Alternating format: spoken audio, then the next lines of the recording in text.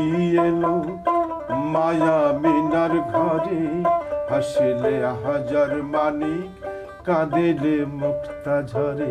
একজন এসে আমাকে বলছে যে এরা বলছে আপনি নাকি শফি মন্ডল, তোমার কি ধারণা? তো বলছে যে আমার তো ধারণা আপনি না। এখন আমি যা খাই তো বেঁচে থাকার জন্য খাই, আর তখন যা খাইতাম মনে হচ্ছে খাওয়ার জন্যই আল্লাহ পাঠাইছে। আমি তো সবসময় আনন্দ করছি। আমি আমার ভক্ত, আমার শিশুর মধ্যে আমি আমার গুরুরূপ দেখি। যারা ছোটদের সাথে ফিউশন করেনি তারা পুরনো আনন্দটা বুঝতে পারবে না। এটাকে একটা ফিউশন, একটা প্রজন্মের সাথে আরেকটা প্রজন্মের সম্পর্ক। মিলন হবে কতদিনে আমার মনের মানুষের সনে, আমার মনের মানুষের সনে। আপনার একটা বিষয় যেটা জানি, একজন মৌলবীর ছেলে যখন গানের জগৎকে বেছে নেয় সেটা তার জন্য কতটুকু কঠিন ছিল? সে তো অনেক কথা, তারপরে খুব খারাপ লাগেনি অবশেষে। আমার বাবা ছিলেন তো, পরিবেশ তো সবসময় মানুষকে স্রোতের বিপরীতে চলতে হয়। যখন আমার এই বাউলামিটা তাদের ভালো লাগেনি, তখন যেভাবে আমার সাথে আচরণ করেছেন, বিনিময়ে এখন তার বিপরীতটাই পাই। এখন বলে অহংকার করে আমার ভাই বন্ধু, আমার আত্মীয় যারা খুব সহজেই পরিচয় দিতে চায় যে আমি শফি মণ্ডলের চাচা, আমি শফি মণ্ডলের ভাই, আমি শফি মণ্ডলের বোন। এটা প্রাপ্তি হয়ে গেল আমার। সুতরাং আমাকে যে ব্যথা দিয়েছে তারা, এটা আমি ভুলে যাই, আমি শেষেরটুকু ধরি, নেগেটিভটা নাই ধরলাম। মানুষের জীবনে একটা জায়গায় পৌঁছতে হলে তো অনেক কষ্ট থাকতে হয়। কষ্ট উপার্জিত ধন একটু সুন্দরী হয়। এখন আপনাকে আমরা আসলে যে লুকে দেখতে পারি, আপনার গেট আপ যেরকম থাকে, এমনও আছে যে আসলে প্রথম দেখায় অনেকে আপনাকে চিনতে পারে না। না, প্রতিনিয়ত পরীক্ষা দিয়েছি আমি, প্রায় বলা যায় যে একটা বছরই পরীক্ষা, এখন সবাই প্রায় চিনে গেছে।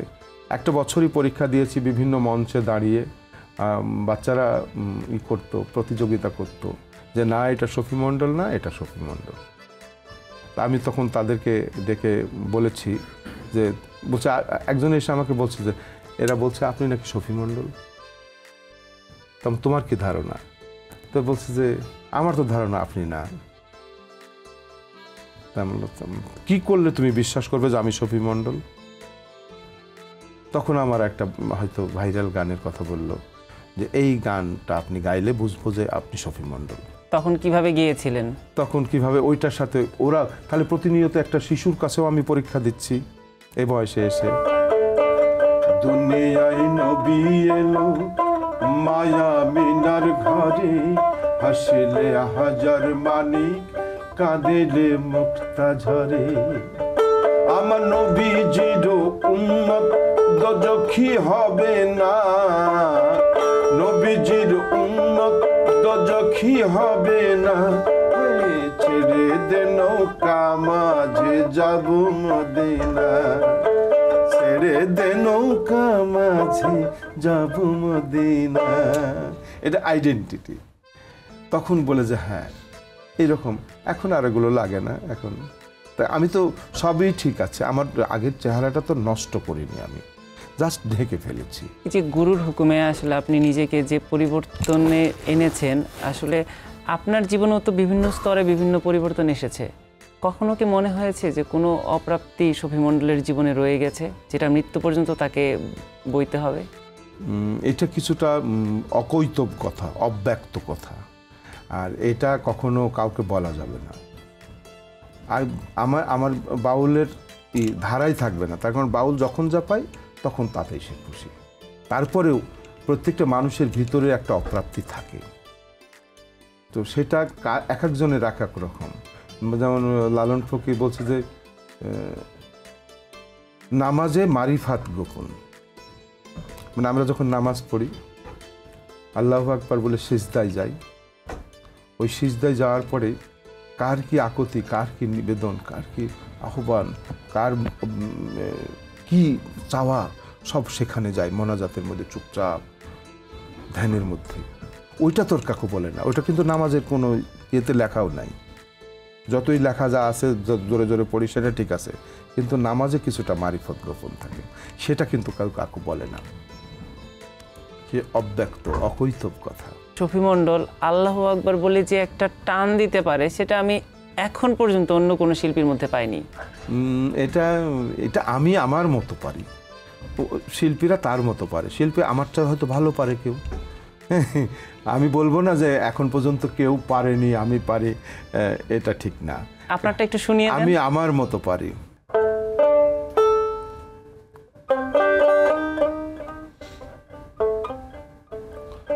আমি মন মন্দিরে পূজা দেব, সত্যম শিবম অনন্তম। আমি দিল কাবাতে নামাজ পড়ব,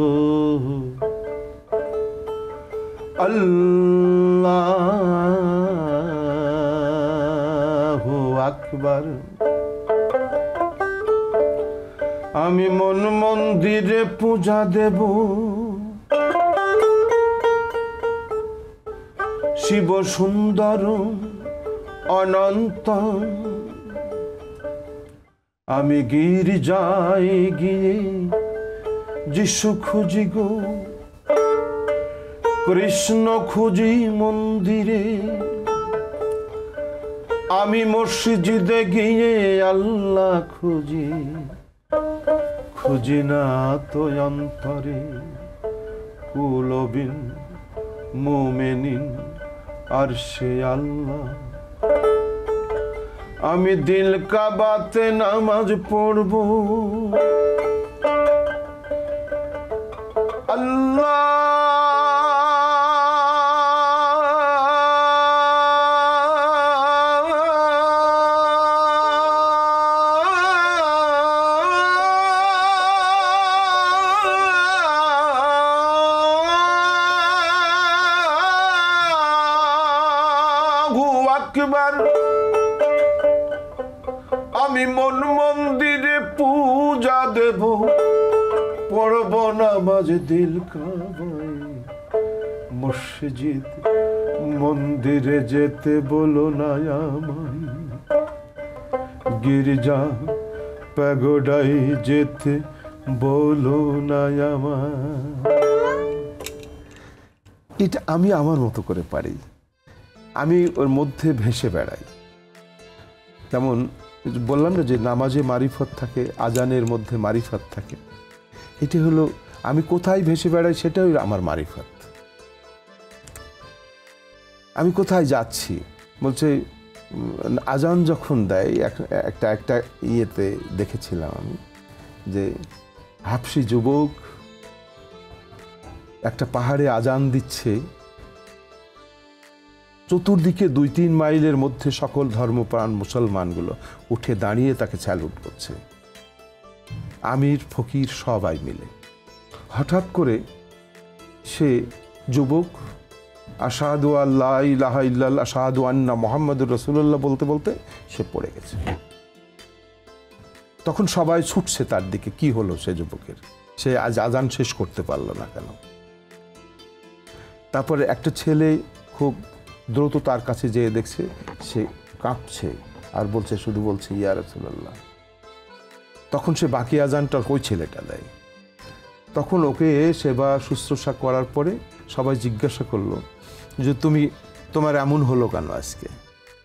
বলছে আমি আজানের কোনো অর্থ নাই। দেখেন ও বলছে, আমি না প্রতিদিন আজান দেই, আমি যখন আল্লাহু আকবার বলি তখন প্রকৃতির মধ্যে ভেসে বেড়াই, এটা আমার ফিল।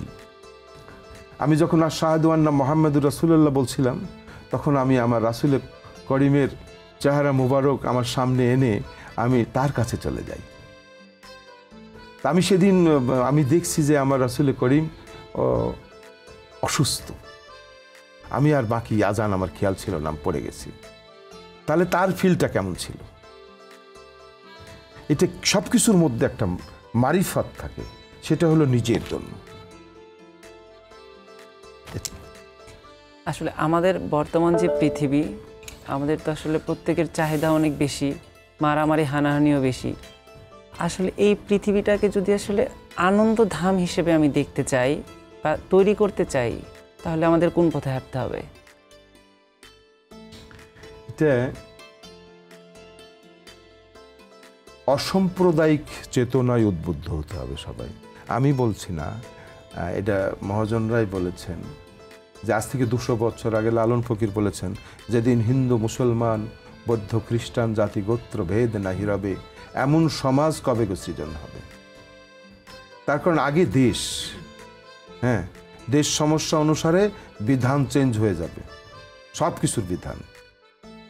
এখন আমার ঘরে খাবার কম আছে, সবাইকে এটাই ভাগ করে দিতে হবে, তাই না?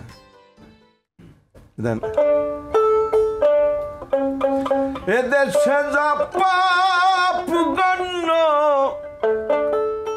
অন্য দেশে পুণ্য তাই,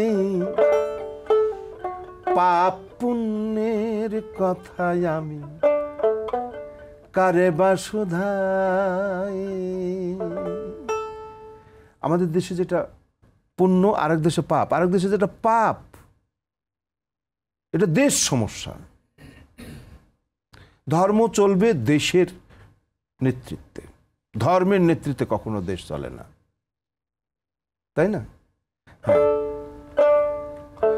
তিব্বত নিয়ম অনুসারে এক নারী বহু পতি ধরে, এদেশে তাহলে পরে ব্যভিচারী দণ্ড দেয়, পাপ পুণ্যের কথায় আমি কারে বা শুধাই। শূকর গরু দুটি পশু খাইতে বলেছেন যিশু, এখন কেন হিন্দু মুসলিম বিভেদে পাশে হটাও, পাপ পুণ্যের কথায় আমি কারে বা শুধাই। দেশ সমস্যায় অনুসারে ভিন্ন বিধান হতেই পারে, হতে পারে না? আসলে আপনার গানে গানে কিন্তু আমাদের এই ঈদ আড্ডাটা বেশ জমে উঠেছে। একটু জানতে চাইবো যে আপনার ছোটবেলার ঈদটা কেমন ছিল? এখন কি সেই ছোটবেলার ঈদগুলোর কথা আপনার মনে পড়ে? এই এখন ছোটদের দেখে মনে করি যে আমারও এমনই ছিল। এটা খুব সহজ ব্যাপার। যারা ছোটদের সাথে ফিউশন করেনি তারা পুরনো আনন্দটা বুঝতে পারবে না। এটাকে একটা ফিউশন, একটা প্রজন্মের সাথে আর একটা প্রজন্মের সম্পর্ক। যখন আমি একটা সময় নাতি ছিলাম, আমার দাদা ছিল, তারপর এখন আমি দাদা, আমার নাতি আছে। আমি যেরকম আমার দাদার সাথে আমার সম্পর্ক ছিল, আমার সাথে আমার নাতির ওই রকম সম্পর্ক থাকতে হবে। এটা একটা ফিউশন। যখন বুঝতে পারবো আমিও ওখানেই ছিলাম, ওটাই আমি, আমার আত্মার অংশ বিশেষ ওটা। সুতরাং আমি সবসময় ছোট, খেলিছ হয়ে বিশ্বলয়ে বিরাট ও শিশু আনমনে, প্রলয় সৃষ্টি তব পুতুল খেলা, নীরজনে প্রভু নীরজনে। ওই শিশুটি কে? ওটা তো আমি, আমার আত্মার খণ্ড বিশেষ। সুতরাং আমি তো সবসময় আনন্দ করছি। আমি আমার ভক্ত, আমার শিশুর মধ্যে আমি আমার গুরুরূপ দেখছি তো, তাই আমাদের আনন্দটা অন্যদের থেকে একটু ভিন্ন তো হবেই। কিন্তু আসলে আমরা তো কেউ স্মৃতির বাইরে না। আপনার মেমোরিতে কি এমন কিছু মনে পড়ে ঘটনা যে ঈদের দিন আপনি যেভাবে কাটাতে, বা ঈদের দিনটা স্পেশালি আপনার কেমন কাটতো? এখনো কি মনে হয় সেই দিনগুলোর কথা? অবশ্যই মনে হয়। ওদেরকে দেখে দেখেই তো মনে হয়। আমাদের সময় একটু রূপটা ভিন্ন ছিল, এত কাপড় চোপড় ছিল না, এত খাইদায়ের ব্যবস্থা ছিল না, এত সামাজিক এত উন্নতি তখন ছিল না। রাস্তাঘাট কাদা ইটি ছিল, ওর মধ্যেই আমরা যে ঈদটা করেছি। এখন তারা খুব আমাদের থেকে বেশি আনন্দ করছে, সব কিছু আপগ্রেড, প্রযুক্তি এসেছে, প্রযুক্তি আমাদেরকে শিখিয়ে দিচ্ছে। আমরা এখন এই প্রযুক্তির কিছু জানি না, নাতির কাছে জিজ্ঞাসা করছি, এই ফোনটায় দেখ তো কী আছে, তুই একটু ঠিক করে দে তো। ওরা আমার চেয়ে, যার মানে ওদের মেমোরি আমাদের চেয়ে শার্প, ওদের সাথে ফিউশন করছি, আনন্দ করছি। মানে এখনকার মতো কিন্তু তখনও সালামির প্রচলন ছিল। এখনো আছে। আপনার সালামি নেয়ার বা ঈদের দিন সবার কাছে কাছে গিয়ে যে সালামি দিতেই হবে আমাকে, এই ধরনের কোনো কিছু মনে পড়ে? হ্যাঁ, কেন নয়। একটু শুনবো আমরা, আপনার সময়ে কি ঘটেছিল, আসলে আপনার সঙ্গে কেমন হয়েছিল? এটা তো একটা ঈদের জন্য 1 মাস আগে থেকে অপেক্ষা করতাম, আর ঘুম হতো না ভালো করে। ঈদের দিন সকালবেলায় ভাই কত টাকা, কয় পয়সা দিবে, তখন তো টাকা ছিল না। একটা টাকা দিলে মনে করতাম অনেক ব্যাপার স্যাপার। হ্যাঁ, সেই 60-এর দশকের কথা বলছি। তো সবগুলোকে গুছিয়ে হয়তো সন্ধ্যাবেলা 10 টাকা জমিয়ে ফেলেছি। 10 টাকার মধ্যে 5 টাকা খরচ করেছি, কত মজা করেছি। সেই আনন্দটা এখন ওই আমার নাতিদেরকে নিয়ে করছি, আর ওদেরকে দেখলে সব মনে হয় একটু পিছনে ফিরে যেতে হবে। পিছনে ফিরতে গেলে দেখা যাবে সামনের লোককে দেখতে হয়। আমি পিছনে ফিরলে আমি কি দেখব? আমার সামনে যা আছে তাই দেখব তো, তাই না? সামনে আমার নাতি, আমার শিশু, আমার পরবর্তী প্রজন্মকে দেখলে আমার পিছন দেখা হয়ে যাবে। যা করো করো রে মন, পিছের কথা রেখো শরম, বরাবরই। তো যাই হোক। আচ্ছা, আরেকটা বিষয় হচ্ছে যে ঈদ মানে কিন্তু খাওয়া দাওয়া। আপনি এখন যে জীবনটা বেছে নিয়েছেন, আপনি কিন্তু সব ধরনের খাবার খান না, বা আপনি মাংস খান না। সেই জায়গা থেকে আসলে এখন পছন্দের খাবার তালিকা আপনার কি থাকে? এখন এই বয়সে কারোরই মাংস না খাওয়া উচিত আমি মনে করি, আমার মতো বয়স হলে। তো আমি যেহেতু আমার গুরুর হুকুম মতে অনেক বছর ধরে খাই না, না খেলে যে ভালো থাকা যায় তা বুঝতে পারছি। একটা সবচেয়ে, লালন ফকির বলছে, একটা মানুষের জীবনে সবচেয়ে বড় প্রাপ্তি হলো তার সুস্থ মৃত্যু। সুস্থ মৃত্যু, কারো গলগ্রহ না হয়ে, কারো ইন্তেদারি না হয়ে যদি আপনি স্বাভাবিক মৃত্যু বরণ করতে পারবেন, আপনি তাহলে সবচেয়ে সুস্থ বা ভালো মানুষ ছিলেন, সুস্থ মানুষ ছিলেন। তো এখন আমি যা খাই হয়তো বেঁচে থাকার জন্য খাই, আর তখন যা খাইতাম মনে হচ্ছে খাওয়ার জন্যই আল্লাহ পাঠাইছে, এই আর কি।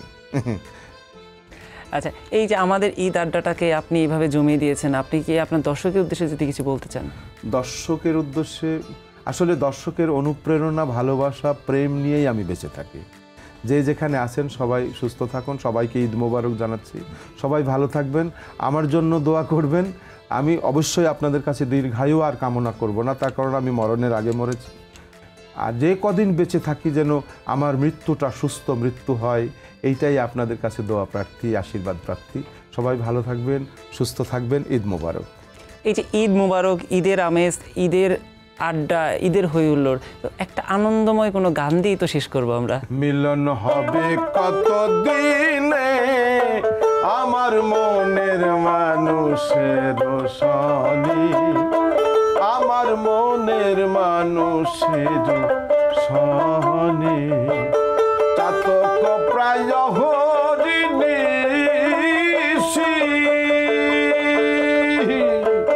চেয়ে আছে কালো শোষী, হব বলে চরণ দাসী, হব বলে চরণ দাসী, ওটা হয় না কপাল গুনে আমার মনের মানুষের সনে, আমার মনের মানুষের সনে।